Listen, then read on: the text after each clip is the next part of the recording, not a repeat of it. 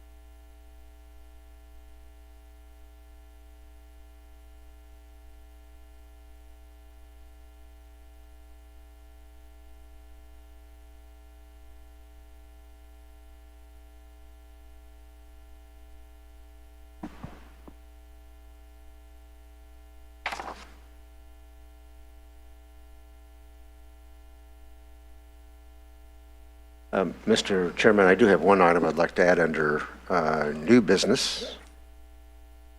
I have a draft that I've handed out to the board regarding a proposed resolution that you'll see at your January meeting regarding water mains along Palafox. I'll discuss a little bit why you're getting a draft version rather than a finished version, since it's a work in progress at the moment.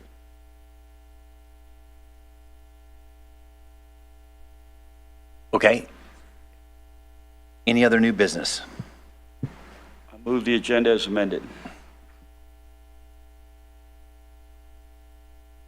All in favor, please vote.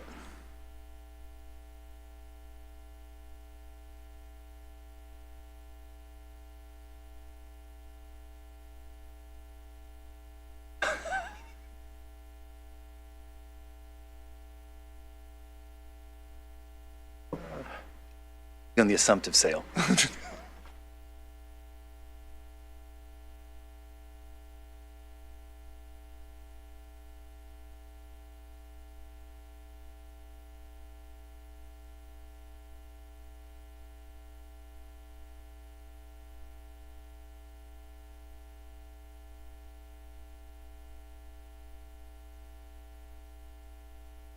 And it passes 4-0.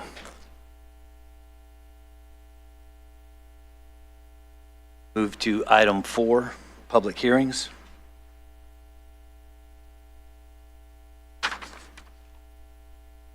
See none. Move to our first open forum. Have any pink slips? Moves us to item 6, presentations. First, Government Finance Officers Association Certificate of Achievement for Excellence in Financial Reporting.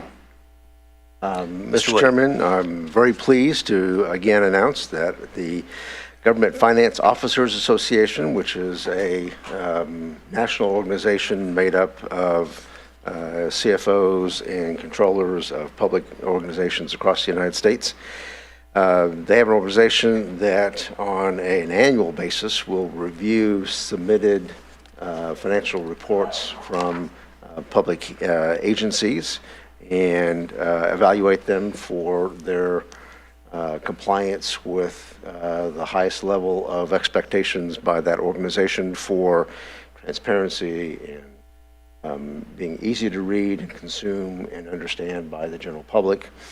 And yet again, our finance department has one for its submittal for the FY24 year. It's always a year behind us. And usually in the past, we've always had these awards that you see on the wall to hand out. I think about 2 or 3 years ago, they changed it. Now it's a little coin kind of an emblem. I think they're cutting back on their expenses a little bit. But I want to recognize Justin Smith, our Director of Finance, and his whole department for his continued achievement of this award on behalf of this organization.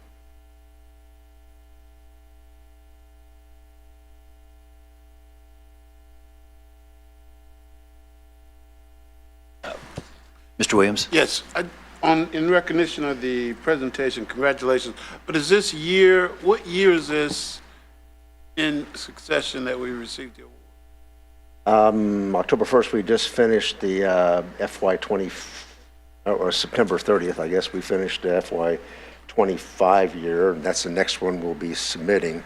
The one we're getting the award on is FY24, which is the one we submitted prior. Of course, October 1st, we're just now embarking on FY26. No, but I think we were like 30 years, 33 years. Oh, how many years? You'll have to remind me, Justin. 37. 37 years, okay, bravo, thank you.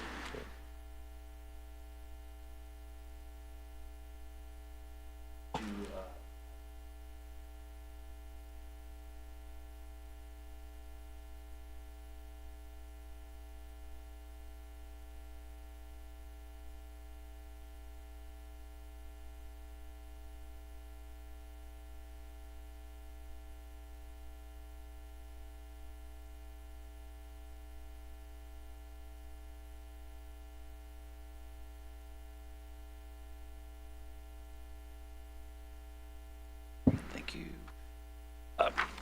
Paul and Deborah Nobles, John Kenny, Aaron and Melville Finch, Ashley Valentin, Heather Riddell, Walter and Connie Tappan, Jack Comstock, and Virginia Cup. Thank you very much.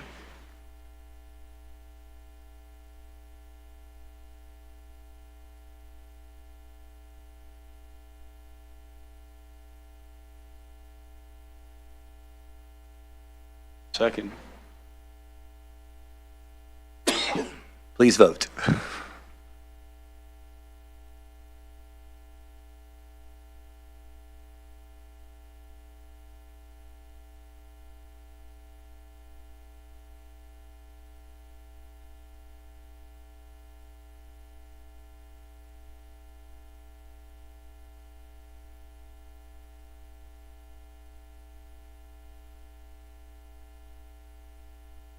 And it passes 4-0. Moves us to item 8, consent agenda.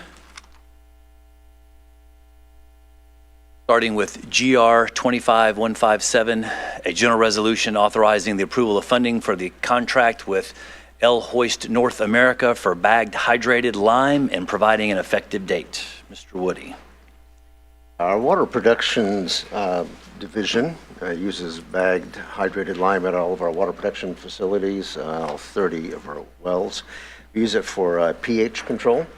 Incoming water is about a pH of about 5, and we push it up to 7.1, a little more neutral.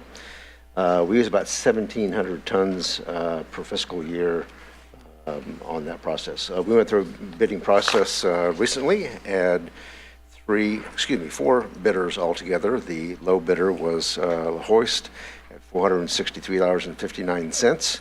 The prior year, interestingly, was Garrison Minerals. They outbid La Hoist.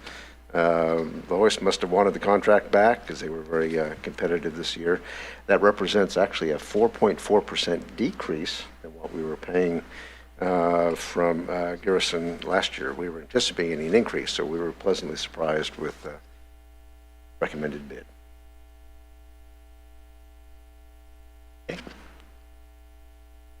See any lights on, so that moves us to item B, GR 25158, a general resolution authorizing a change order and transfer of funds, authorizing the executive director to execute a change order with Evans Contracting, Inc.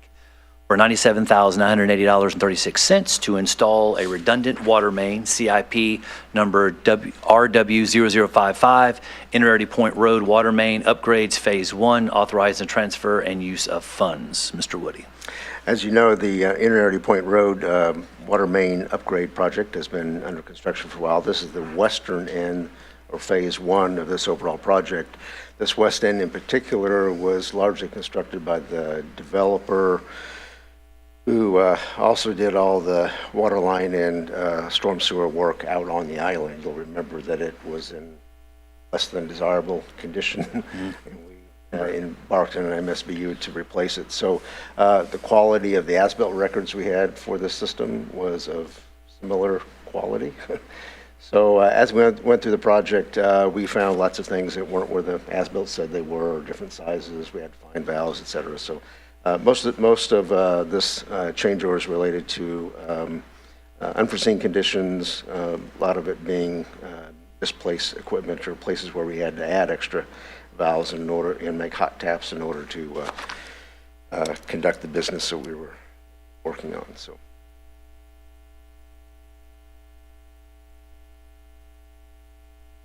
Okay, I don't see any lights on. That moves to item C.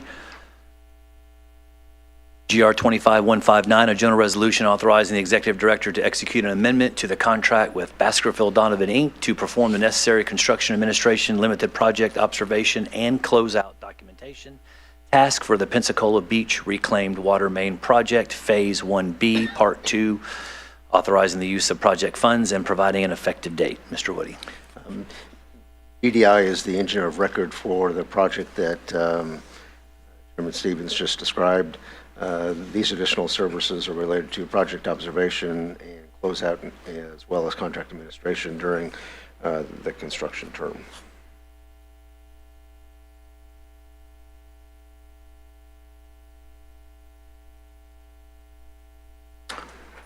See any lights or questions? That moves us to item D. GR 25160, a general resolution authorizing use of wellness incentive funds received from Florida Blue with an effective date of January 1, 2026. Mr. Woody. Employee well-being is very important for maintaining a good, healthy, productive workforce, and contributes directly to our performance, employee engagement, long-term cost control of health benefits. One of the services associated with Florida Blue is a wellness incentive, in this case in the amount of $160,000, of which the organization gets to spend it on initiatives that help promote wellness activities.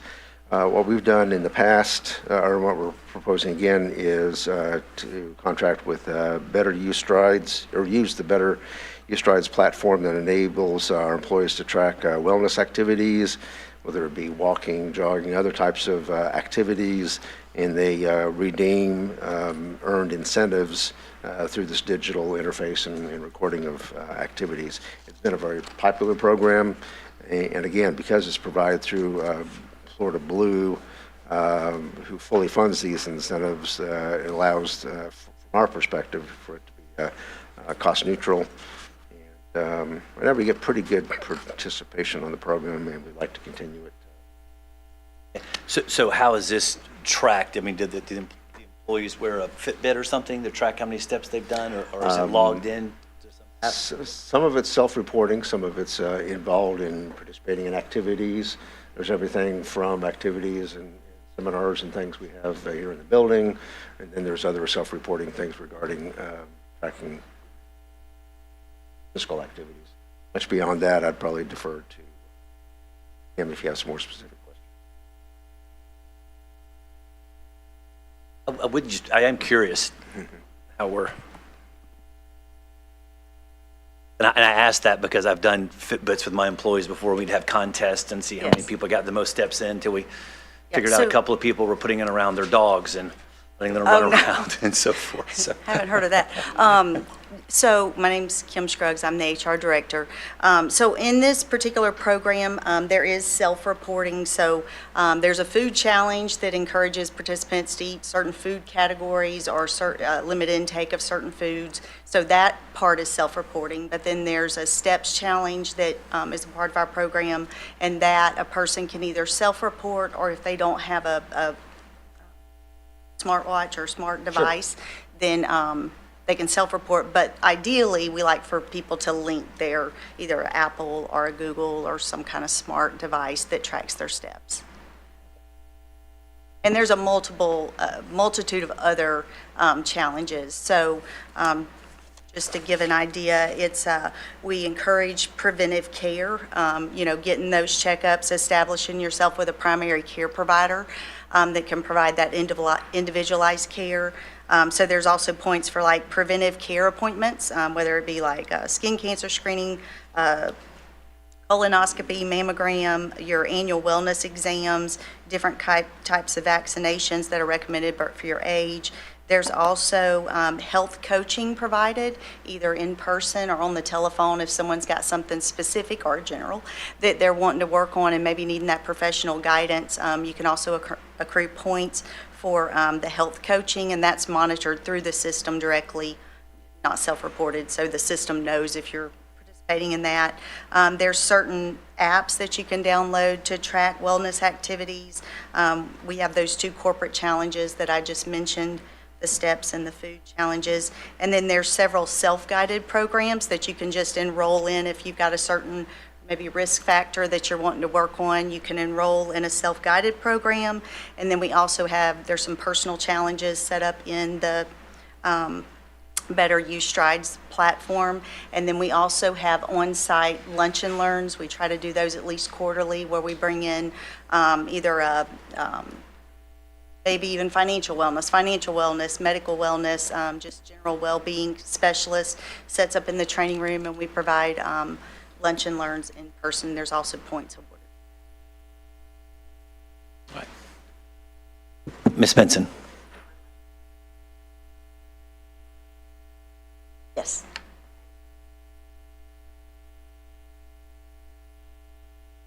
So we do have, and actually the Better Use Strides has a cessation module, if you will, where if that's someone's goal that they want to give up tobacco or nicotine use, they can go into that portion of the program. I'm speaking from theory, basically, because this is how the program's been presented. So our kickoff is January 1st. And so the way that I understand it, whenever that employee enrolls in the health coaching, they would say, I want to work on stopping tobacco use or nicotine use. They would go into that specialty type of coaching. There's also, through the Florida Department of Health, there's some cessation options there. We advertise those at different points and times of the year. So it's not necessarily through this program, but they can also go through a separate program. In terms of, if you were wanting to know numbers, we have about 75 employees who are currently in ECUA's cessation program. And so back in 2022, I think, right, 2022, ECUA allowed someone who changed our policy to allow people who use tobacco and nicotine to be employed with ECUA. So when that policy changed, the primary motivator for that was we were having a big difficulty finding commercial drivers, if you remember.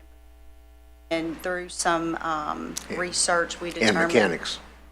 Pardon? And mechanics. And mechanics, yes, Yeah. That's correct. Yes, and then through some research and gathering of data, we thought, okay, we may be unnecessarily limiting our, and so we did away with the nicotine pre-screening, like the pre-employment screening for nicotine. However, we would hire you if you use tobacco, but coming into the organization, you had to self-disclose if you were a user or not. And then if you were a user, then you were subject to a 20% surcharge on the health insurance premium. If you wanted to avoid that, and it's required that we provide a provision to avoid that 20% surcharge, you could opt to go into the cessation program. So that may be, I wanted to be sure to answer your question, that may be what you're talking about is our established program. And that's a good policy. And are you monitoring this and finding success in people in the smoking cessation who are actually quit? So I can personally tell you, I know of a couple people who have quit. Under the federal law, we can't monitor that program in terms of outcome. It has to be set up in terms of participation. So I personally know of some success stories. Also mentioned, Please. Chairman, vaccinations. Are we on kind of political shaky ground when we recommend vaccinations or COVID shots? Are we running into any pushback on that? So we stay in a safe space. We don't recommend. We leave that to the medical professionals and someone's personal care provider to recommend types of vaccinations they may need or that their doctor recommends in their circumstance. What we do is we make sure that the information is shared with employees so that they can make informed decisions. So if it comes to their doctor recommending, hey, you're at this age, you need a shingles vaccine or whatever the case is, then they know what their benefits will cover and what's eligible and what providers are eligible is in terms of where can they go get that vaccination and have it covered by the plan. But we don't recommend. Something we steer clear of. Thank you, Mr. Chairman. I don't see any more lights on. Thank you, Ms. Scruggs. Okay, thank you. Moves us to item E, GR 25161, a general resolution authorizing a final budget amendment for fiscal year 2025. Mr. Woody. Throughout the year, the Finance Department does provide the board with monthly updates on approximate running totals on percentage of revenue received in various categories, expenses incurred, et cetera. Obviously, for the rest of us, there's much more detailed accounting than that. But at the end of the year, the final balancing of our checkbook, so to speak, occurs at the end of the fiscal year after the last of the bills have come in and the last of the revenue has been received, so that we can actually close out the budget year. If you'll look at page 42 of your agenda, the attachment that comes with this ordinance, there is a Exhibit A that itemizes changes made at the end of the fiscal year to balance the books. I'll hit the highlights on some of those. Our operating revenues on the water and wastewater system were higher than budgeted projections. They came in about 4.5% higher on the water side for services, and wastewater charges came in about 4.2% higher. Most of that's due to a combination of customer growth and a little bit of increased consumption compared to the prior year. The next column, PFAS settlement fund, you may remember that we created a new fund to track revenues received from settlement funds from 3M and Tyco and a few others. And so we can do some comparisons against costs and expenses. We received that revenue, plus a little bit of interest income on that revenue in FY25. We have not spent any of those funds directly yet since they were received so late in the budget year. Sanitation system actually had higher operating revenues than budgeted as well. We're pleased with that. The adjustment for debt proceeds that you see in that column is largely due to the purchase of sanitation trucks that we had ordered back in 22. We kept funding each of the subsequent years of 23 and 24 for purchases that just never came until just this last year. So, and then we issued debt on that. So in both sources and uses, you'll see some large numbers, a little over $8 million just for the purpose of the purchase of vehicles and debt associated with those vehicles. Operating expenditures came in about $1.2 million under our budget. We saved some money in operating as well. A combination of some vacant positions and reduction in overtime. A lot of good efficiencies that are going on in sanitation. I really appreciate what Tommy and Gary are doing in that department.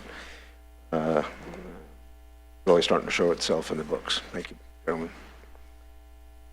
Over at the MRF, revenues generated from the sale of commodities were higher than what was budgeted. Came from a couple things, although we did create a pretty conservative budget for FY25 because we knew we were losing the recycling that we were previously getting from Okaloosa County. And we did have a lower volume of materials come in compared to the prior year, but we also added some additional revenue streams. We brought on City of Pensacola when they went back into recycling service. Because of the reduced volume from Okaloosa County, even despite City of Pensacola, we altered some of our operating hours and saved some overtime and had some operational efficiencies there.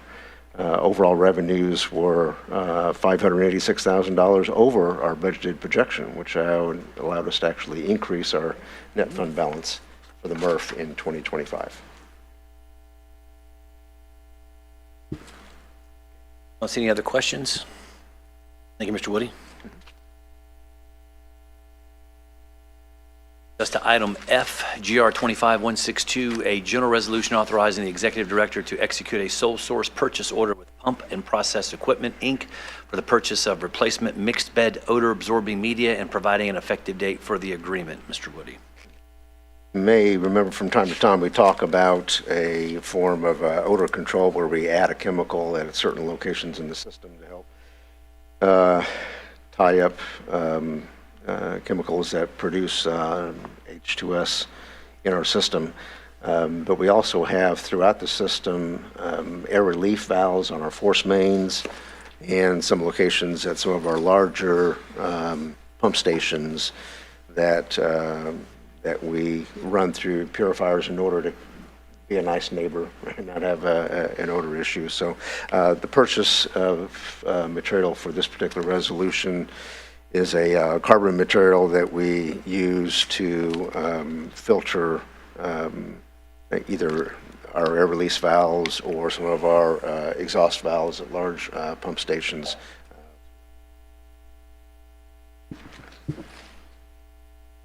See any questions? Thank you, Mr. Woody. Moves us to item G, SR 25163, a special resolution authorizing amendment to the Emerald Coast Utilities Authority Code, Chapter 26, wastewater collection and treatment system use and regulations, and providing an effective date. Mr. Woody. This resolution, and by the way, the one that follows it, are both special resolutions rather than general resolutions. You may remember the distinction being that special resolutions are amendments to our code, whereas a general resolution is a general law or enactment of a contract or something like that. So this special resolution for item 8G is for updates to Chapter 26 of our code, the topic being wastewater collection and treatment system use regulations. The changes really broadly fall into two broad categories. The FDEP wanted some closer conformance with the FDEP model ordinance, covering most of these very standard operating requirements for our customers. So we did a large update that used their terms, their phraseology, and some degree even their formatting. So that was really the majority of the changes there. Nothing significant other than alignment with their model code. You may also remember that in other updates to other sections of the code, one of the things we've done universally across the board is to take all references to fees and charges and service charges out of individual chapters and collectively put them in Chapter 14. So I believe this is the last chapter that we had to bring everything over to Chapter 14. So those were the major changes. Okay. Quick question. Mr. Williams. Yes, thank you. We're taking the fees out of the individual chapters and putting them where? In Chapter 14, there's a list of, a table actually, that shows every fee and charge that we have. So that if we do individual updates, like say even at the end of the year when we say we're going to have a 3% increase in wastewater rates and a 2% increase in sanitation or something, rather than having to change bits and pieces in different chapters all over the place. We have one table that has everything listed. So all those other sections all over the code just make reference to Chapter 14. It's easier to find and print everything in one place, which is a really nice reference for our customers who are trying to look up fees. Everything's in one place. And for editing purposes and update purposes, it's a lot easier to have it all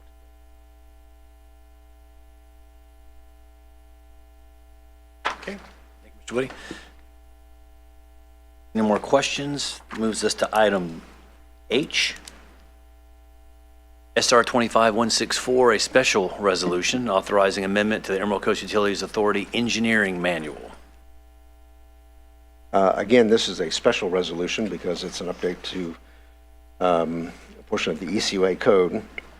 A very important document we use is our ECUA Engineering Manual. It lists all of the requirements, both for materials as well as design requirements and things related to that engineers who design infrastructure either for us or for developers who ultimately turn that equipment over to us. It gives details that they have to comply with. Lists an awful lot of policies as well as illustrations and drawings and details. Last update, full update we've done to this was in 2016, so it has been a while. It's important that we keep them current with changes in technology, changes in material, as well as changes in policy. We made a direct solicitation to ECUA manual users, including contractors, engineering consultants, developers, material suppliers, to get feedback on our proposed changes. We posted it on the ECUA website on February 6th of 2025, as when we first started this process. We emailed many of ECUA's engineering manual users that we had on record as having downloaded a copy of that document. We made an open request during a local utility contractors association meeting. We shared that information with users over the course of the year as they came in to the mapping desk. We did receive ultimately feedback from 2 utility contractors, 1 material supplier, 2 engineering firms, and of course feedback from our own internal ECUA staff members. Most of the changes, which are located on pages 112 through 116, are summarized, I should say, in 112 and 116 for your benefit. These are just very simple summaries of some of the items that changed. Most of them are technical details that the board wouldn't have particular interest on, but I have a few I would like to point out that are probably lean in the policy direction or that you're aware of. They're largely things that we've talked about, but bear with me a little bit. I'm going to discuss real quick about 10 of them. And they're grouped by subject matter. Beginning on 112, under water distribution systems, we've specifically added a section that gives us the ability to require the engineer of record to conduct some hydraulic modeling in the system if there's concern about adequate supply or pressure for potable oil fire flow demands. That comes on several steps, both on their side as well as on our side. As with any rule or regulation change, they're usually related to some issue that's come up over the previous year or 2 or 3, and we're either clarifying something by wording it better or adding a specific requirement in case there was any doubt that it's a requirement of ours.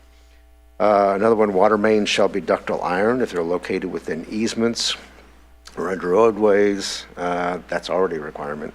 Or when 50% or more of the pipe is covered by concrete or asphalt. You may remember we've had a couple occasions where a developer was building a group of townhomes, and they couldn't meet detention basin requirements, so the county wouldn't take over their street as a public street. In a developer street, they were going to put in water lines, but because of the nature of the townhomes, a series of buildings with 6 units apiece, grass out front isn't more than about 4 feet wide, and it's almost nothing but a sea of concrete, sidewalks and driveways everywhere. Even though our pipe was not going to be under the pavement, we're required to be still be under concrete because of all the driveways. So in those kind of situations, we would require it to be ductile iron. Water mains that are 12 inches in diameter or larger shall be installed with a casing on all arterial or major roadway crossings. That allows us to be able to make a repair, put in a niche piece of pipe without having to dig up the road if it's connections of individual properties and buildings to ECUA water collection systems shall be accomplished by gravity flow to the maximum extent practical.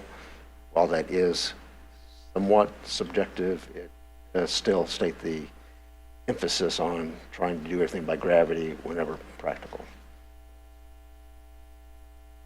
Service laterals within public right-of-way shall not be located under concrete driveways or turnouts. We want to keep those out where they're accessible at all times. The addition of a lift station shall only be considered when connection to an existing gravity sewer is not possible or practical. In other words, developer can't put in a lift station just for their convenience if we can actually reach a gravity sewer system a few blocks away. Although usually cost will push that decision more than anything else, but it's still worth getting down in writing. Low pressure sewer service lateral connections shall not be located under the roadway without approval of the ECUA. Room for some consideration in unusual situations, but we want to keep those where they're accessible in case of need to repair or replace. Just a few more minor ones. I want to be sure that that our contractors are being safe and are being compliant with trench excavation safety measures. We're not subject to the Occupational Health and Occupational Safety and Health Administration, OSHA, but we still want our contractors to be compliant when they're excavating in trenches to have shoring protection. This is an excuse. Or don't fall under OSHA. And more commonly, we're doing a lot of horizontal directional drilling work. It's becoming both convenient and sometimes even cost effective. So we've added a few requirements regarding the operators of that equipment in terms of requiring them to have certain certifications for the equipment they're using and certain experience so that we get a good quality product. That's just a small sampling of at least brought those to your attention. I'll say, and so Mr. White, I know we discussed previously, but so in this engineering meeting, I appreciate the fact that we've sent it out to invested parties, whether that be builders, contractors, utility contractors, engineers, and so forth. And I know typically when we vote on this, however the vote goes, if approved, goes into effect immediately. So I'd like to make a suggestion to give these individuals, before this goes into effect, 90 days. I'm sure there's probably projects already out there, maybe development orders already obtained. I don't want to have a situation where we end up passing this, it goes into effect effective today, and we run into issues with folks that have already submitted projects. I don't know that, but have already submitted projects and so forth, sitting here right here before Christmas. So I'd like to have, typically, how most legislation works, even at the state or federal level, there's some type of, there's a passage time frame, and then there's an implementation time frame shortly after that. So I would like to make the suggestion or recommendation to have this implemented, if passed, 90 days. Give these individuals an opportunity to. As currently written in the ordinance, Section 2 says the special resolution will take effect upon adoption. I certainly understand your concern for projects that are in the pipeline, not catching anybody by surprise. If you provide them 90 days, that would put them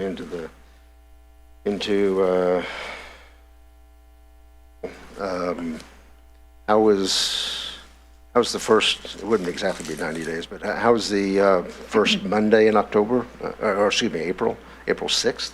Yeah, that's fine. But if we reworded section 2 to say the special resolution shall take effect April 6th, well, for all projects that have not pulled permits prior to. Right, yeah, April exactly. 6th, They don't have, yeah, 2026. it's something they're working on. So- If there's something in the pipeline, something in the works, whatever the case may be, it predates this resolution, if it in fact goes into effect, then I'd like to give those individuals an opportunity to make arrangements versus saying this goes into effect today and whatever projects you've already have been approved or permitted, whatever the case may be, you're gonna have to go back to this. I think that would cause an unnecessary burden. Point of order, Mr. Chairman. We're having a discussion without a motion on the floor regarding this, and so this is a policy decision, and I sure would like more input as far as what is in the pipeline, what's realistic, and are we watering this down? So I would suggest that if we're going to change this, we need a. So I'd like to make a motion You to, can't. I can't make a motion, that's right, that's right, yes. Why don't we just pull it, do the consent agenda and just pull it and discuss it then? That makes sense. Thank you, Mr. Perkins. If we could pull that. Item H. And I did have some questions. Right. Go ahead, Ms. Benson. So you did reach out to interested parties, contractors, and that sort of thing. It sounds like you didn't get a lot of participation, however. And that kind of surprises me, since this is kind of a major overhaul that hasn't been done in 9 years. Were we aggressive in reaching out to contractors, developers, et cetera, and they said, okay, we're pretty happy with it? Or how did that conversation go? That was done through our engineering department. Engineering director, Stacy Hayden, gave a little more detail. But yes, we reached out to contractors, engineering consultants, developers, and material suppliers, and response was a little tepid. Yeah. Chairman, may I respond? Directly to Ms. Benson's question. Yes, no, we weren't aggressive in the sense that we didn't go knocking on the doors, but, well known for quite some time, for a year, that we were in the process of updating our engineering manual. And quite a few times when we would speak with developers and consultants and engineers, we'd say, hey, we want your feedback and be looking for it. We're going to email you. So in that regard, I mean, it was, we provided several opportunities for. And you emailed them specific things and said, ma'am. yeah, okay. So your sense is they didn't respond because they generally thought this was okay. They didn't have any objections to it. That's my understanding, yes, Okay. ma'am. All right, good. Well, that's good news, because we seem to get pushback from these groups, so. And did you solicit some open-ended opportunities for them to say, we think these are holes in the manual, that you ought to make these changes, or was the feedback you solicited just the specific things that were being proposed? Mr. Chair. Go ahead, may I Mr. Hayden. respond? Yes, sir, thank you. So I would say that's over the several years that we've gotten comments of, hey, this needs to be fixed in the engineering manual, or that needs to be fixed, and we collected a list over time. So no, we didn't reach out and say, hey, there's this hole in our engineering manual we need to fix, but we had a pretty good grasp on some holes, and this isn't the end. It's a living document. We still have some lift station standards to upgrade. Our lift station electrical, that's still in the process of being upgraded. So there's still going to be some other opportunities there. Moreover, there's going to be the plan to revise the engineering manual moving forward will be very similar to how our legal counsel has been doing the upgrades to the ECUA code. Envision that, hey, it will be one piece at a time, every 6 months or so if we need to, but it won't be this lump sum or big lump of a document that we need to take an overall look at. I would like to do just one section at a time. It makes it more efficient and doesn't overwhelm everyone. Thank you, Mr. Chairman. Thank you, Mr. Hayden. Stand by, Mr. Hayden. Mr. Perkins? Well, did I understand Mr. Woody correctly when he said that, it goes into effect in April for anybody who's got stuff in the pipeline and they're not subject to it until then? As it's currently written, the special ordinance is proposed to take effect upon adoption. Chairman Stevens suggested providing 30 days, and in response, I threw out as a phrase for consideration, change section 2 to read something like, "This special resolution shall take effect for, my own handwriting here, April 6th, 2026 for those who have not pulled permits prior to that date from the ECUA." Okay, so that's not in there now. That's something we're Not in thinking there about. now, no. How does staff feel about that? I defer to Stacy, who deals with the Mr. Hayden, go ahead. Mr. Chairman, I would, it's always the board's decision, and I understand the requesting or looking at more time to be implemented here. My concerns are, one, we can approach this a few ways. One is those permits that have been approved right now would move forward with no changes. We have some that have been submitted. A lot of these changes wouldn't impact them, and we could look at those on a case-by-case basis if they can be implemented or not. And then any new permits that we received, for example, if this were implemented today, would fall under the new engineering manual. So, in addition to that, we have some parts of the code that were changed to reflect DEP standards, 10 state standards, and things like that. Those would be implemented regardless of whether we adopt them through the engineering manual or not, because we already adopt DEP standards and 10 state standards. So those critical standards, the engineer and the developer would already have to adhere to.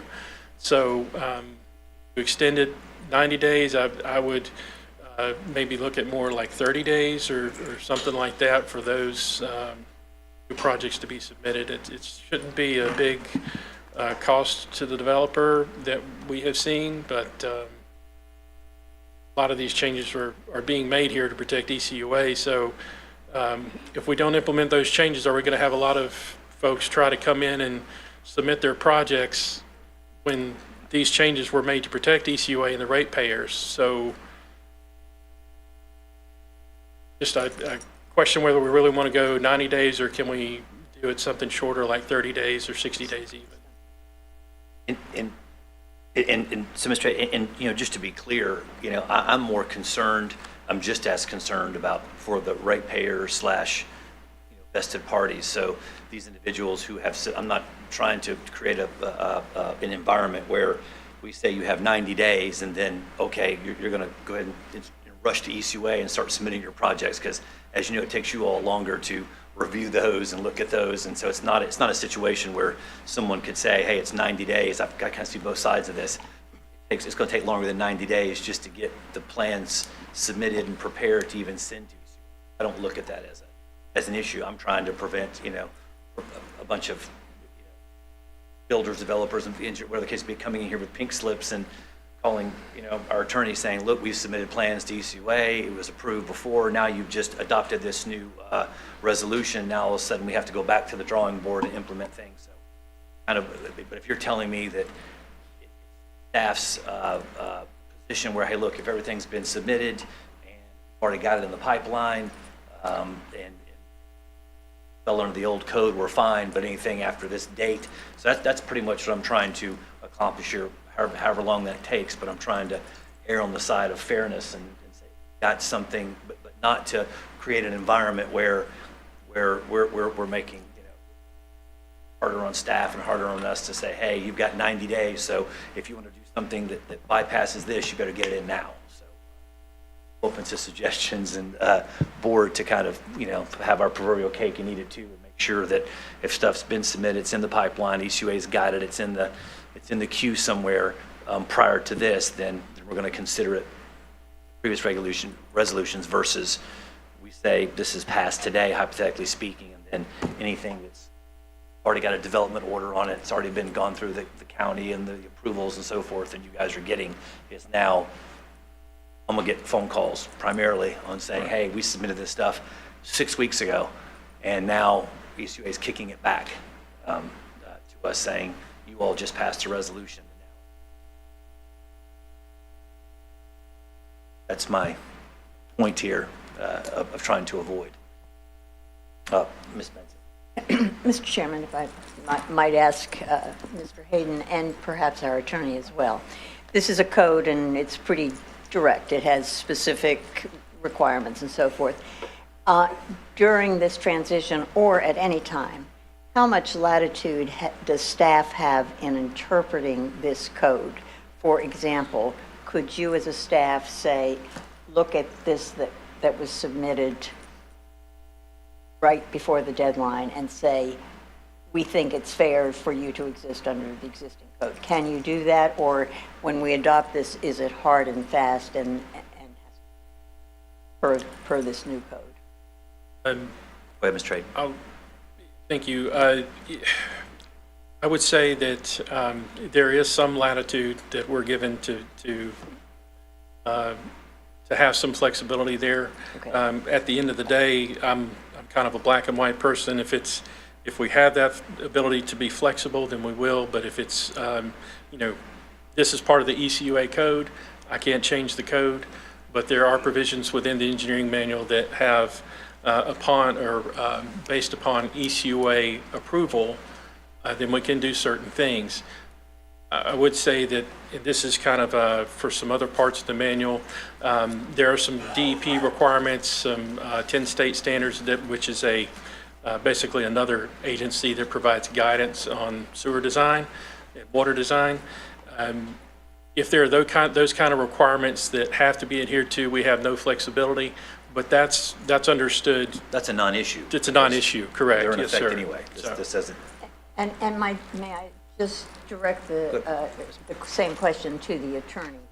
Do you support the fact that staff during this transition has some latitude without us making a long extension of? I believe that is accurate, Ms. Benson. Thank you, Mr. Chairman. Mr. Perkins. Well, even though the attorney believes it's accurate, I'm nervous about it.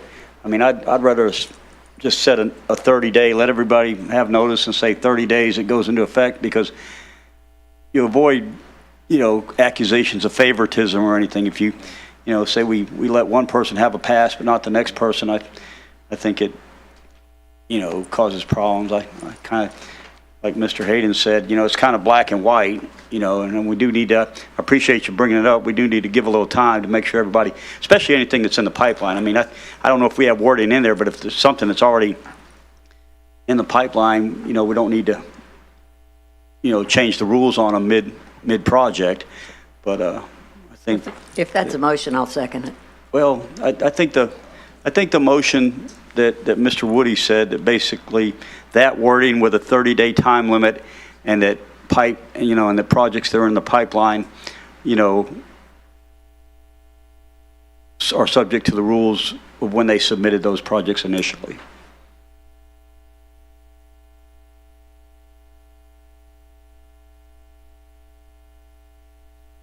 I think we have a. Mr. Woody, do you want to try to, if you got that written down, you want to try and read that to us? Articulate that. Mr. Chairman, may I make a Mr. Hayden, go point ahead. of, just one quick comment. Something to consider is if we do say, or if the board's guidance is, for all those applicants that have submitted system extension applications, they would have 30 days to comply. Just please keep in mind that there may be some applicants that submitted applications now or within the last 30 days, but they may delay their project from going through the approval process for maybe a year or two. So just, I want to say that for consideration of whatever motion may be brought to the board. In other words, if we say, okay, it'll be for those projects that have already been submitted for approval, then it may be from that point to 30 days or what have you. I'm not sure what time frame it would then be required. Yeah.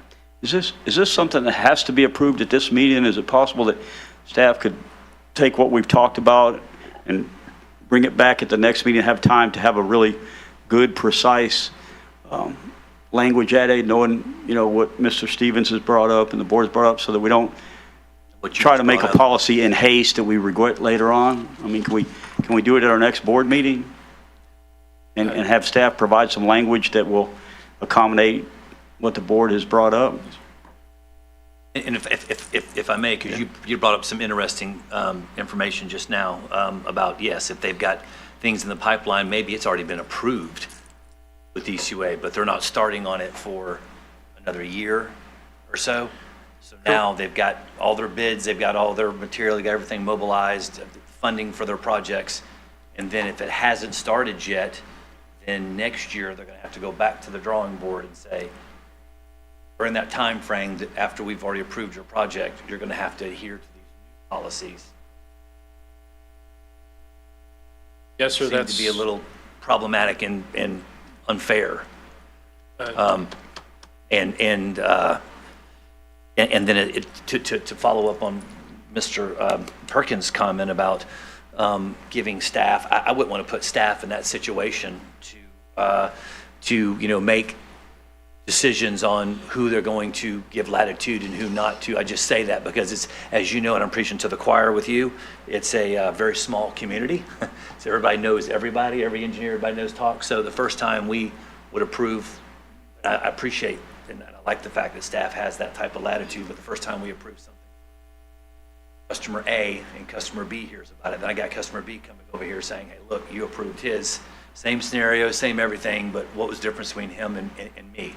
And so I'd like to avoid those. I always like to call conflict avoidance. I always like to try to anticipate that. But I do like Mr. Perkins' suggestion to have you and staff and Mr. Woody kind of look at some of these potential issues we may have on immediate implementation, and then create some verbiage. Because again, I don't want to put undue burden on staff. I don't want to have some, wasn't implying 90 days, and then let's go out there and rush and get all your stuff in that normally wouldn't get approved during that 90 days. I'm more concerned about stuff in the pipeline, stuff that was approved. As you said, you've reached out to some of these folks before, so they've already got their stuff in the pipeline. So I don't know, I think we just need some type of verbiage, something that says if it's in there, if it's been approved, it's in the pipeline, then from this point on, 30 days. I think there's a couple things to consider. One, if that's what we're worried about and stuff that's in the pipeline, and not setting any kind of limit on when they do it, but they've already done it,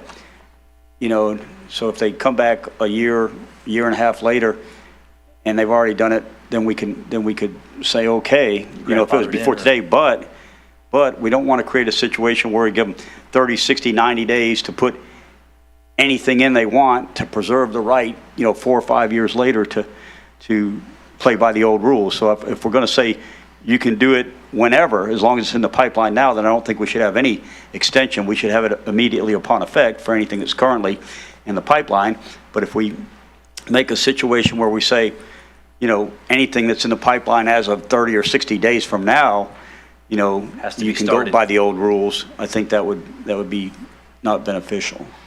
I think what we need to decide is whether it can go, for a longer length of time if it's in the pipeline now, and then whether or not we need to extend that opportunity further out. My opinion is that if they're in the pipeline now, they should be able to do their project under the old rules, whether it's a year or 2 years from now, but that we shouldn't grant that opportunity 30, 60, 90 days down the line, so we have a bonanza of people trying to rush and play under the old rules, even though their project is 5 years away. Ms. Benson? Are we making this more difficult than it needs to be? I mean, all of these people out there knew this was coming down. Did we get a lot of pushback from developers or anything saying this is unrealistic or we are too far along? I mean, they knew it was coming, so, you know, I'm concerned about the DEP regulations and all of these that I sense need to go into effect pretty immediately because it's the law. And if you're getting pushback, then we ought to consider this latitude. But if you're not getting pushback, I'm just concerned that we're creating all kinds of loopholes that maybe not needed. And here's a question following up on Ms. Benson's comment is how many, I mean, and again, I'm not putting you on the spot and you may or may not know the answer to this question, but how many current projects do you already have submitted that would not qualify or would not be approved based on the new regulation? So what do you have in the ECUA has in the pipeline already now? You're looking at reviewing, considering whatever, that if this new rule or new manual was implemented today, you would be calling all those folks back and saying all the plans, all the submittals, all the bids and stuff are no longer valid. You're going to have to resubmit under the new guidelines. You have that number? It's a very small number, less than 10, less than 5 even. If 5, I may not have any. I haven't seen any submitted recently that these issues would come into play.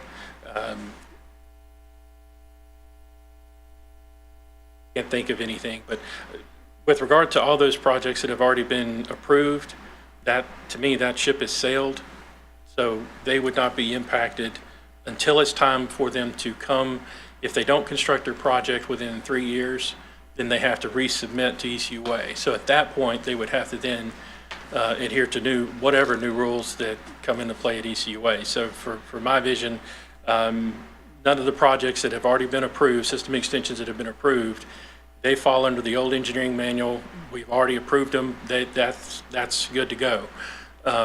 This would apply to potentially those that have not yet been approved, and then to the board's concern about how would they be impacted with regard to these new changes? Would it be a substantial impact or no?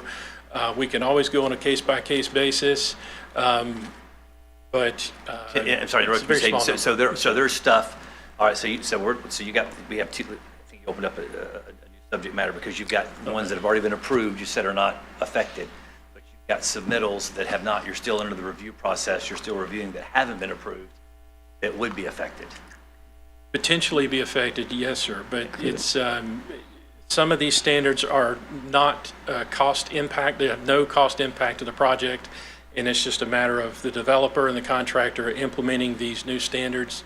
A lot of these are just a tweak. So, if there's one particular standard that we can handle on a case-by-case basis for those that have already been submitted to us but not yet approved, and say, okay, we've gone through, we've got most of the comments right now, and we're ready to approve a good number of them. But my sense is what we have in our queue at the moment that are in the review process, there are going to be 5 or less permits that may be impacted by this manual. I can't think of any 1 or 2 off the top of my head that would be impacted by the new standard. So then we would just be focused on all those that have not yet been submitted to ECUA for approval. Mr. Chairman, I think if the second will allow me to withdraw my motion, I think I can make a motion that'll solve it. Yes, I will withdraw my second. Perkins? I'll make a motion that we approve the item with the caveat that any proposals that have already been submitted will be subject to the old rules, whether they've been approved or not.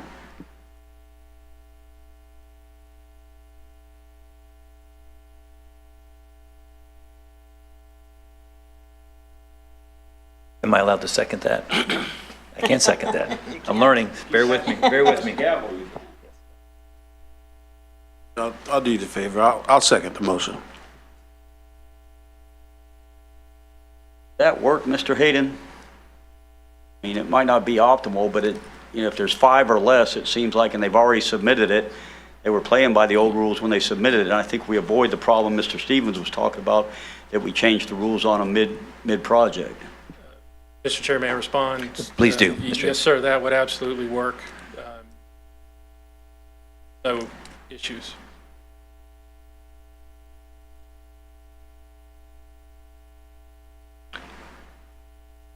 Ms. Benson, do you have your lights on?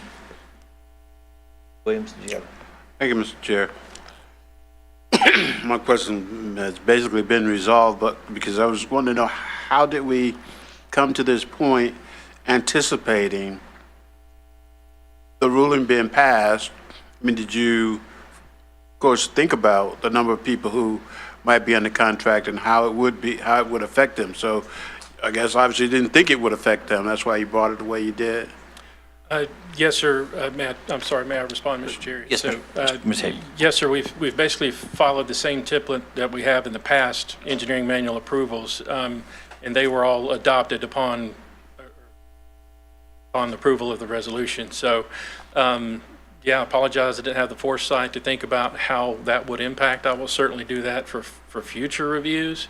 You all bring up some very good points as far as how it should be implemented, and we do take it seriously how it would impact developers and engineers, obviously, but as well as the ratepayer. So, point. We were just following our past protocol, but should know better. I guess lastly, the ratepayers, what's the impact on the ratepayers? I don't really foresee an impact to the ratepayers at the moment. These standards are geared toward improving the quality of ECUA infrastructure. So, with regard to impact to the ratepayer, it should improve because our materials are better, the product lasts longer, we won't have as many breaks. That's the purpose of the stronger pipe. We have stainless steel piping in our lift stations that lasts a lot longer than PVC pipe. So in the long run, I probably won't see it in my lifetime, but in the long run, we're trying to improve our system and materials so that they last longer, and then therefore you don't have to replace them as frequently, nor do we have to perform maintenance on them as heavily as we do. But that's a topic probably for a different day. Okay. And lastly, so, we're always talking about we need to replace 1% of our pipes annually to try to get ahead of that. I think it is 100-year turnover. Does this help in that process? Yes, sir. It would help in that process. Only time will tell. Only time will tell. But when I say we're putting in stronger pipe, we've had some pipe on Scenic Highway that has been replaced. That was replaced with a more robust, thicker wall PVC pipe compared to metal pipe that may corrode over time. So, Ms. Benson. I want to be clear, the motion has to do with, we allow those who have submitted a request to continue under the old rules. Yes. And you Correct. believe that we have not compromised the intent of this by doing that? yes, ma'am. Yes, That so we we- haven't created any loopholes? Because basically, what I see in these changes in the engineering manuals really makes a much better system. We're avoiding cutting into concrete and all of these. So the intent is really good, and I don't want to water down. But if you believe that the motion is not compromising, I will support this motion. And just on Robert's rules, whatever, we really have not made a main motion regarding this. They're simply modifying what will come before us Right. as I So understand. We'll vote on that after, when we get to the end of the consent agenda. Yeah. Right now, we're just amending this item. Yes, so. So we'll vote on it at the end. When, I'm prepared to vote on this item, and I support Mr. Perkins? And Mr. Hayden, I would like to kind of follow up on your question about how does this affect the ratepayer. So, there's direct and there's indirect. So I spent a lot of time talking to engineers and architects for the last couple of years. This has been a project of mine, but I've talked to Mr. Hayden, I've talked to Mr. Woody about this. I deal with a lot of architects, engineers pretty much on a daily basis. And so, I mean, there's a lot of mixed feelings about this. At the end of the day, the developers aren't happy about it because it costs them more money, right? So this does make a stronger system. And, at the end of the day, we're focused on versus the needs of the few one, right? But in some cases, like the ductile liner pipe and multifamily and townhomes and so forth, that's a more expensive product. It's a better product, I believe, based on the application. It should be implemented, but it is going to increase costs. So the vote we do here today is going to affect the end user, i.e. the homeowner, because they're going to be spending more money because the developer's going to pass those costs, these added costs that we're about to do, which again, I think they're needed, but they are going to just, that we're not without a pain point.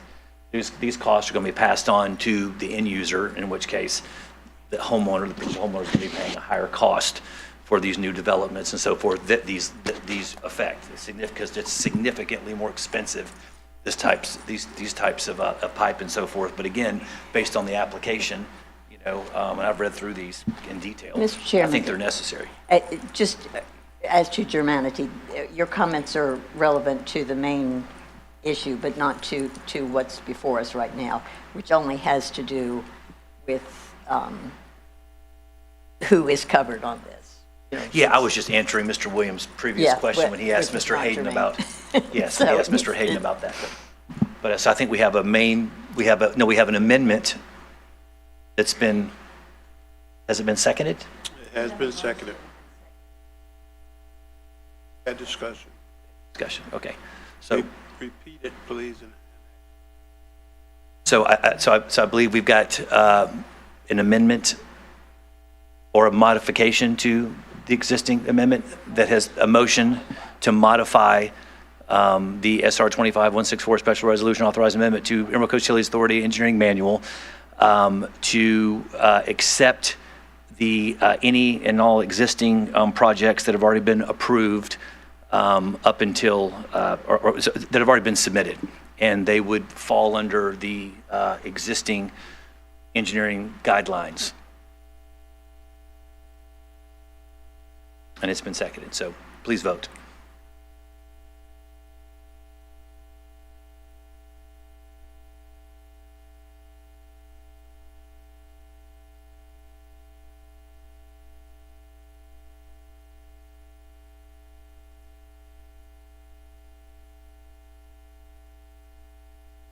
And it passes 4-0. Lively discussion on this.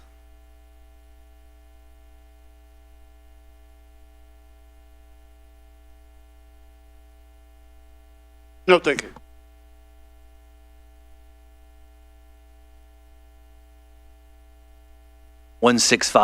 A general resolution authorizing the executive director to execute a purchase order for one Bobcat D30S9 diesel forklift through Sourcewell Supplier Contract number 15145 for use at the Emerald Coast Utilities Authority Materials Recovery Facility, authorizing funding from project RT0001, MRF equipment upgrade, and providing an effective date. Mr. Woody.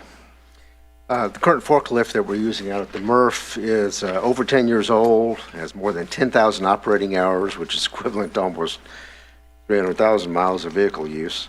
The unit's beyond economical repair and is currently being temporarily replaced by a rental unit, so it needs to be replaced.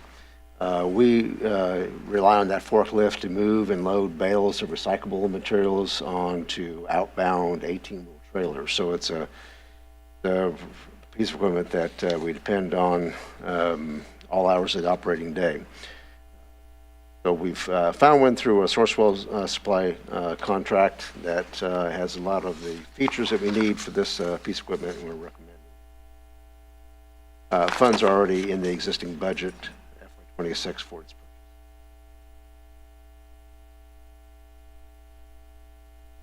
Yeah, thank you, Mr. Chair. Did it come with any kind of warranty?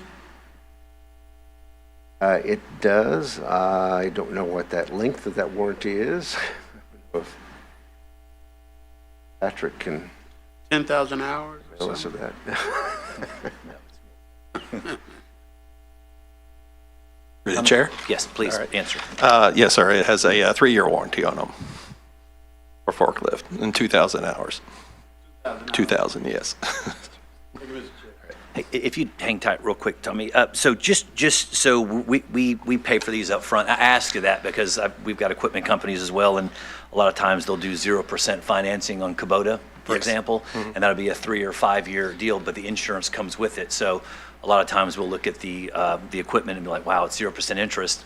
Is one positive benefit. The second positive benefit is we get insurance on that. We've had a few stolen off job sites, out of Escambia and Santa Rosa County. So Correct. it's kind of that added benefit of having that insurance coverage via Kubota, for example. I'm not sure Bobcat. Correct. And we actually did look at the Kubota to this one, but the Kubota was $68,000 for it, and Kubota only had a 1-year warranty on it. So it had less of a warranty in that. And this is a Bobcat bought out Doosan. I don't know if you know Doosan, and this is actually a Doosan style forklift. And then the question is, do we have any type of GPSs put on these little air tags or something in case they walk off job sites or?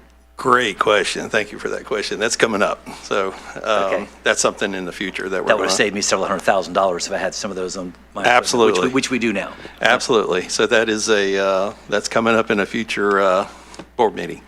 Okay, Yep. please do, because All right. that could Yes, save sir. us a lot of money. All right. Any other questions? Moves us to item J, GR 25166, a general resolution to notify the board of an emergency purchase order issued to Talcon Group LLC for construction services required to repair lift station 209 Villa Sabine on Pensacola Beach. Mr. Woody. Villa Sabine is a residential community. It's located right off of Fort Pickens Road out on Pensacola Beach.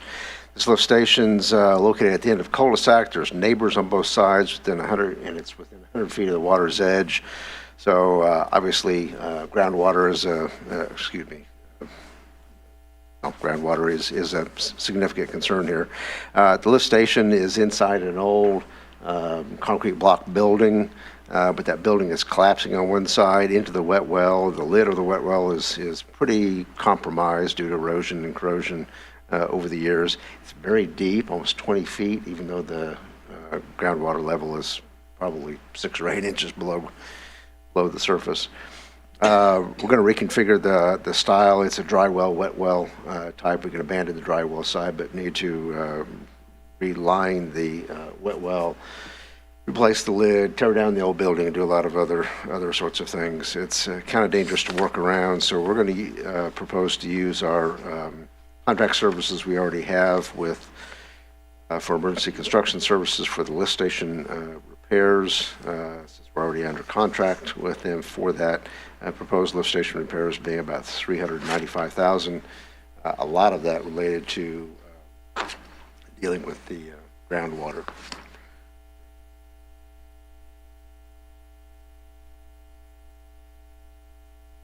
Okay, thank you, Mr. Woody. I see no further questions. Item J.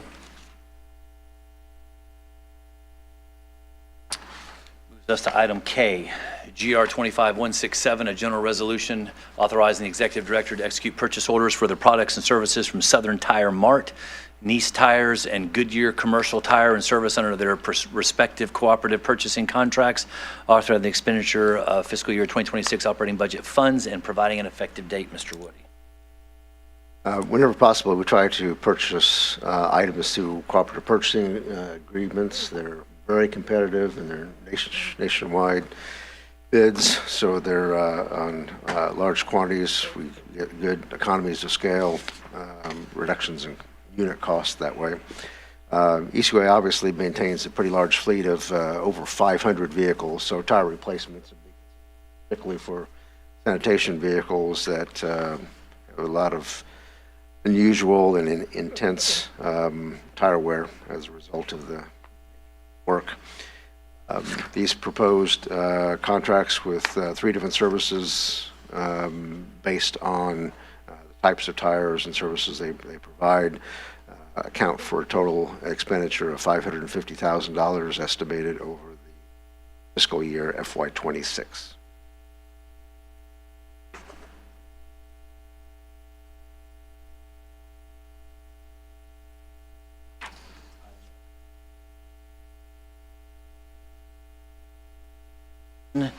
To notify the board of an emergency purchase order issued to Will 2 Sims, Alabama for welding services required to repair dryer, one of the Central Water Reclamation Facility. Mr. Woody.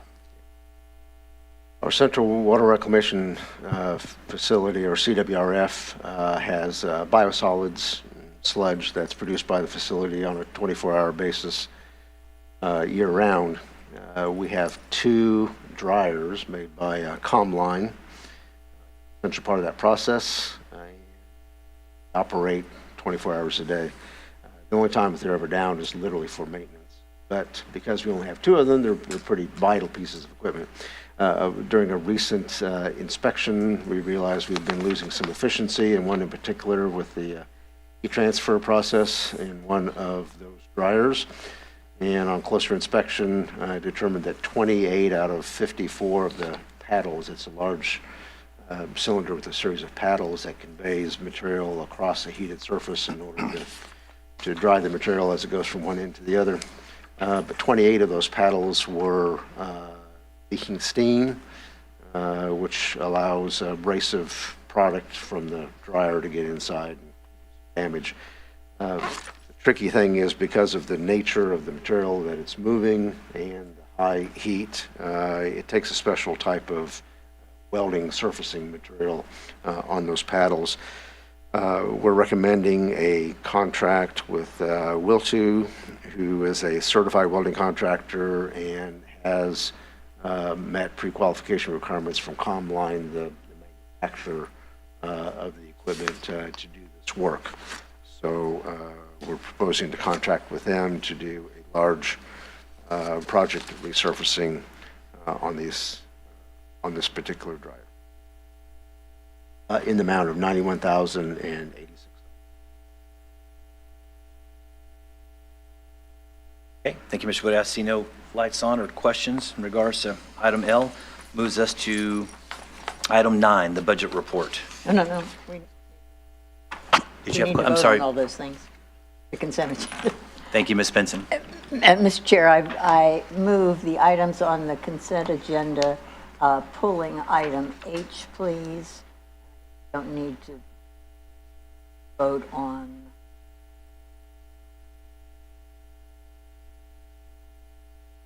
J and I. So we would, all items except for H, J, and I. Okay, we have a motion to move all items with the exception. Mr. Chair, I'd like to pull item E. Okay. Right, so current I would accept that with my motion. motion, okay, so currently we have a motion to move forward for vote items A, B, C, D, F, G, I, J, K, and L, with the exception of E and H. We have a motion, second. We have a second. Perkins. Please vote. I'm sorry, Mr. Stevens, who made the motion? Ms. Ms. Benson? Okay, thank Mr. you. Perkins seconded.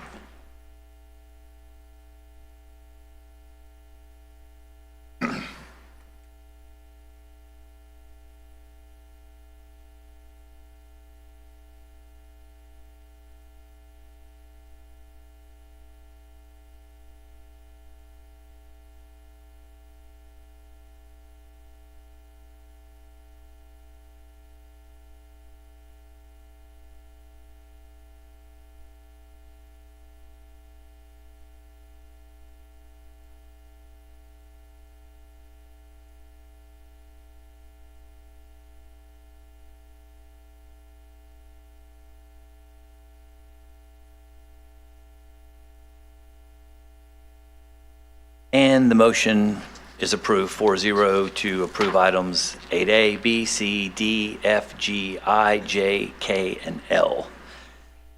Now we will have an open discussion on item E. Mr. Williams. Thank you, Mr. Chair. Just had a question or two relative to, this is just an income statement? Yes. Mr. Smith, please. Good afternoon. This is a summary, it's not an income statement, but of the budget amendment needed to true up all of the overs and unders for fiscal year '25. So can you just tell me the total But income for all of these departments or areas for fiscal year 2025? I do not have the total handy with me. This is, so for example, if you start with the first column in Exhibit A, water and wastewater systems, under that total sources, $9.9 million roughly, that is, we received $9.9 million more than our total budget for '25. You say more than? More than, yes. Now, this shows you the different areas. You know, we $2.5 million over in water, 3.1 wastewater. Those are in excess of our. But the total sources are all over the budget amount? Correct. That's Okay. correct. The reason that happens is the estimates are conservative because you don't want to end up short. So a lot of times, when we prepare the budget, staff will estimate the revenue kind of conservatively because they don't want to have shortfalls, and then we can't pay for stuff that's in the budget. That's really conservative.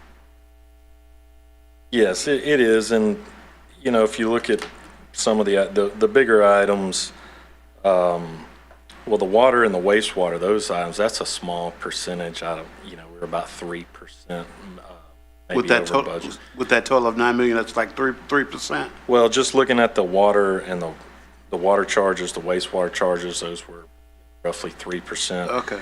Now, interest income, $3.3 million over our budget. You know, that's something we always are very conservative on our investment income. You don't know what the market's going to do, Fed changing rates, et cetera. And then some of the other line, you know, state and federal grants, new budget for what we believe is what we will spend on some of the grants that we have outstanding, but that $840,000, that was over what we had budgeted for in the current year. Okay. All right, that satisfies my question. Thank you, Mr. Chair, thank you. Thank you. Do you want to?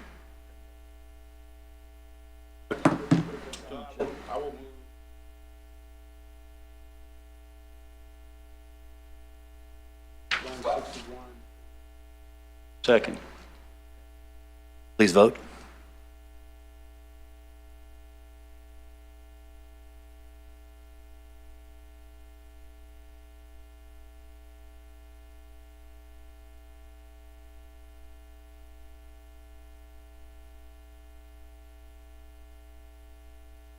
And item E passes 4-0.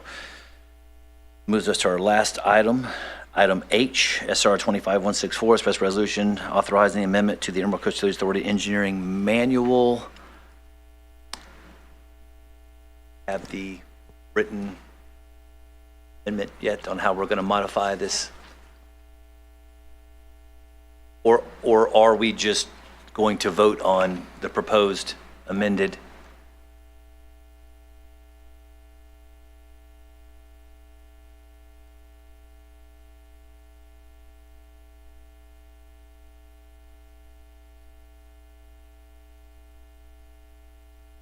Previous.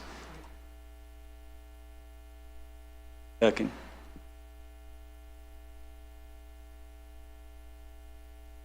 Please vote.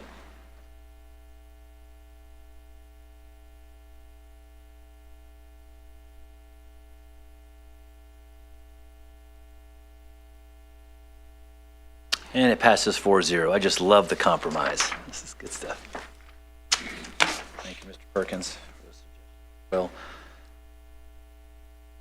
now it moves us to item 10, Executive Director's Report. Mr. Woody? Sorry, did I pass the budget? I'm sorry. Thank you. Williams, item 9. Let's go back to item 9, the budget report. You have me going, Mr. Smith, because you were just up here. Mr. Smith, Good afternoon. We have the year-to-date budget report for fiscal year 26, which is as of November 30th, 2025, 2 months into the new fiscal year. Nothing much to report, as again, we're still early in the fiscal year, 17% through the year. Water and wastewater is at 18% of the total budget, and the sanitation and MRF funds are at 12% of their.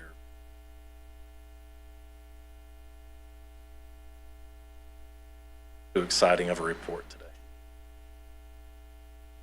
I see no further questions. Thank you, Mr. Smith. Now it moves us to item 10, the Executive Director's Report. Mr. Woody.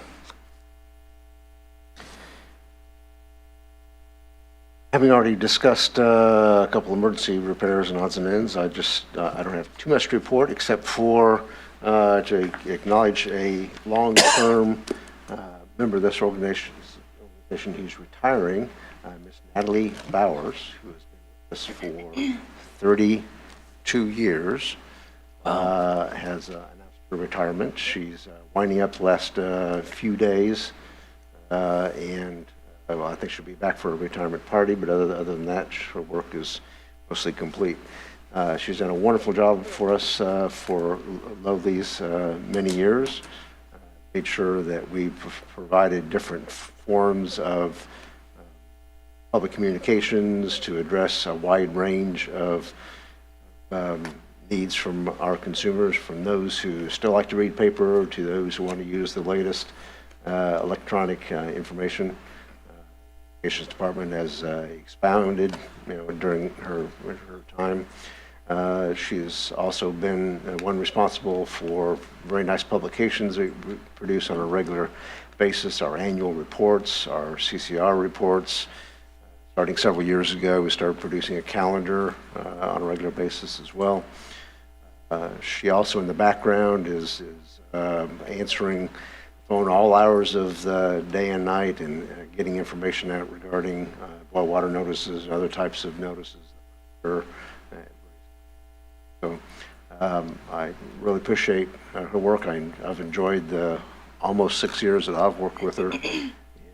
If you work, certainly wish her well in her retirement. Have like a special recognition or a plaque of some sort? We do have a little retirement party internal Okay. that we have. Well, she'll be presented recognize with folks, and that occurs, I guess, on the administrative side. We don't always do that in front of the board, but we do that for some of the more prominent faces that you're familiar with and that you work with. She would have to write the script on the plaque, so it would be glowing. Possibly so. We certainly appreciate her loyal, faithful, dedicated service for all these years. I'll miss seeing all the emails from her. Yes. Right. So thank you, Mr. Woody. So that moves us to the attorney's report. Mr. Pugh. Mr. Woody? Mr. Chairman, can I add one other item? Yes, sir. Very important item. Actually, that's under, never mind, I'll get back to that under new business. I forgot that's how we were going to address it. I'll get back to you on that. Okay. Yes, sir. Back to you, Mr. Pugh. Thank you, Mr. Chair. It's always good when the attorney can report that I have no report. And you are correct, because your department is no news is good news in most cases. So thank you for that. Now this brings us up to new business. Mr. Woody. Under new business, I handed out. I'm sorry, Mr. Woody, let me apologize, my mistake. Item 12, unfinished business. Do we have any unfinished business? Lights on for unfinished business. Now it moves us to item 13, new business. Back to you, Mr. Woody. There you go.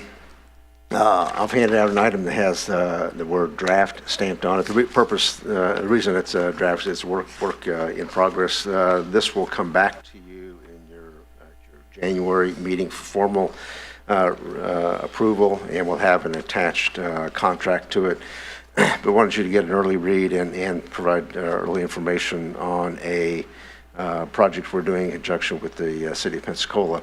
As you know, they have a beautification project on Palafox, where they are replacing pavement and doing a lot of nice improvements between Garden Street and Main Street as a part of their improvement program. They're improving stormwater drainage, doing a lot of landscaping, and some architectural work at intersections with brick and other sorts of things. They're doing that as a design-build contract, so their construction plans mainly address their surface work. Their underground work is a little less detailed, except for the stormwater drainage work that they're doing.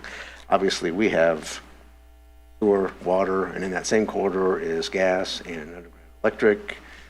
Who knows what over the centuries, as old as this community is, might be in the way. So their plans for our water line was pretty much to cut it where they needed and route things up and over their storm sewer and such as that. While that can work, we have a little bit of anxiety about that. So our preference is, while they have that street open, let's replace as much or all of it that we can. We've coordinated with the city, as well as talked with their contractor who is doing the work. You may remember from things you've read, they have an incentive clause to be done by June or July. They have certain deadlines that they might actually receive additional incentives. So rather than contract with somebody separate to do work in the same corridor, we have a proposed contract we're bringing back to you in January, when it will be attached to this ordinance, this resolution, for that contractor to go ahead and just replace our water line and renew services while they're doing that work. That actually makes some things a little easier for them, in that they can get the water line out of the way, do their storm sewer work, and then have hopefully fewer fittings and alterations to on the way. So I think that's a win-win for us both. There's two portions to this overall contract. As stated, the overall amount is about $750,000. $543,000 of that is actual contractor's cost to install all of the equipment and infrastructure on our behalf. About $200,000 or so is work or is cost associated with materials that we are providing, much of which is ductile iron pipe that we already literally have over in the yard, and the rest is valves and fittings that we're purchasing just for this project. We're also going to upgrade portions of it to 12-inch ductile iron pipe at the same time. Add some more valves for our convenience, et cetera. I don't think any of us want to be back into that street after this sizable investment. And now this is a good opportunity. I certainly appreciate both the contractor and the City of Pensacola. Thank you, Mr. Wood. Yeah, working with many underground utilities contractors myself, this makes really good sense to have the same utilities contractor doing the sewer line replacement and so forth, doing the water lines, because if you have two separate ones in there, run the risk of pointing fingers. But, and if there's a break, and have one single sole source contractor doing both those in this project, I think makes a lot of sense. I have Mr. Williams' question. Probably could have saved the question, but thank you, Mr. Chair. We're expanding the pipe size from what it is down to 12 inches, or is it going to stay the same size? I believe there's a mixture of 10s and 12s in there. We're going to make it 12 throughout. Okay. The alignment. And we're renewing services at least up to the right-of-way line. In some locations where possible, we'll take it all the way to the meter. That's a very old area. Meters, some cases are in sidewalks, some cases they're inside the right-of-way. City of Pensacola is trying to keep out of the sidewalk for So there may be some compromises here and there, but we'll replace as much of it as we possibly can. And what's the area of Palafox? From Garden Street to Main Street. Just from Garden Street to Main Street? In probably, in the intersections, maybe even a half a block on several of the side streets as well. Garden to Main, maybe a few blocks on Palafox? Yeah, it's on Palafox, Garden to Main, and at every intersection, through the full width of the intersection, maybe even half a block in some cases. And this is a total anticipated cost for the project? Yes, that's a combination of our cost to the contractor plus our cost of materials. And how long do you think it's going to take? The contractor, optimistically, is going to try to get it completed by the month of June in order to receive the maximum early incentive. He has another early incentive deadline in July, and I don't know in his final due date for completion might be a little bit later. He's going to be pushing pretty hard to try to get those incentives. It's really so hard. June or July. So what's going to be the impact on residents or traffic in the area? We're going to have to close streets, or what are we going to have to do? Well, we're doing this in conjunction, the contractor who's doing the improvements on Palafox for the city of Pensacola is doing all the traffic control and the closures of the road. They're going to be doing, I think, several blocks at a time. They're going to try to keep the sidewalks open for pedestrians, maximize the public's access to businesses. There'll be some designated pedestrian crossings in a few locations. That's all being done under the control and direction of the city through their contractor who's doing the street improvement project.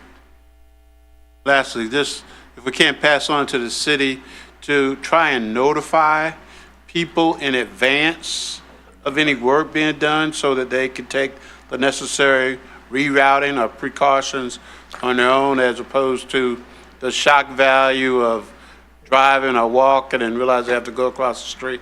Yeah, there's been a fair amount of coordination with business owners in that area. In fact, some things are being well received, some are still receiving some opposition. Construction is a dirty, messy, inconvenient activity. So we can't please every business owner, but I think the city of Pensacola has done a very admirable job of doing outreach and meeting with business owners and trying to help them through this time period. Just to follow up on your question, there has been extensive, there's been artist renderings, Channel 3 News, Pensacola News Journal. The biggest effect is going to be, I work downtown quite a bit, is going to be the business owners. That's going to be the most impacted by far, going to be the business owners. That main drag of Palafox to Main Street. So residential is going to be a little bit more inconvenient to get to your favorite Peterbrook chocolate shop, which is very good, by the way. Or some of your restaurants, but that's the largest. But it's, to Mr. Woody's point, it's gotten a lot of feedback, good and bad. Ms. Benson. Just one related question, if I might ask. This is all on Palafox Street, and it really affects the businesses there. But will there be any disruptions of services? I know this traffic. Right. Right.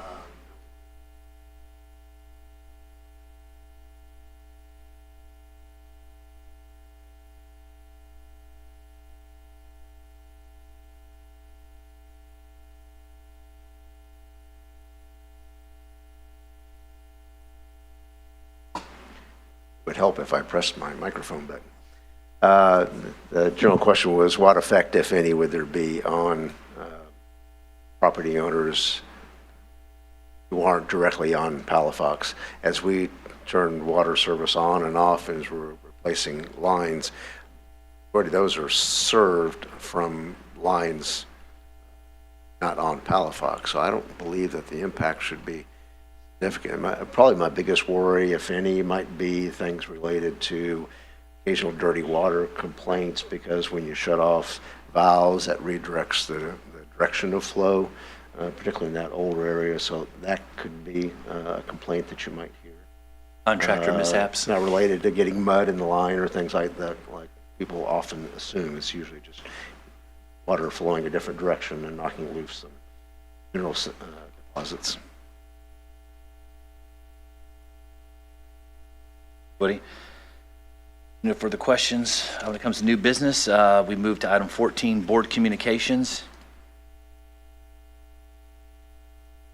Merry Christmas. Moves us to our second open forum. I see no pink slips. And before we adjourn, I would like to say again, Merry Christmas and Happy New Year to all the residents of East Escambia and Santa Rosa County of the world. Basically, Merry Christmas, Happy New Year, and a special thank you to our staff and my board here. Hope you all spend some badly needed, well-deserved families, and just remember the focus on the season. And with that, we are adjourned. I